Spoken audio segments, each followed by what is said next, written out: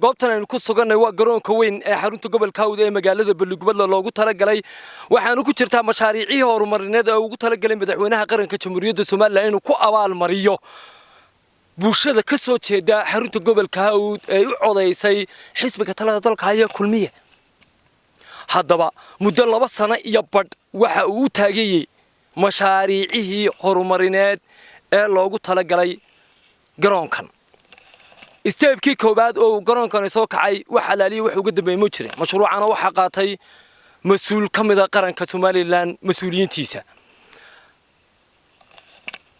taas waxa uu raacday gobolka Hawd toogii kubadda cagta ee gobolkaasi Hawd in laga saaray horyaalka dalka muddo 3 sano waa maxay sababta hadaba looga saaray ma dambi ay geysteenba ma ganaaxay loogu talagalayba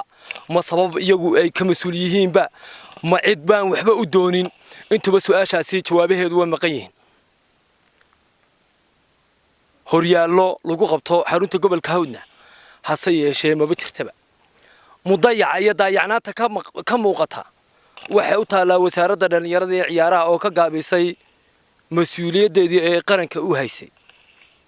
haddaba gobolka Hawd ma gobolada dalkan la mid ahayn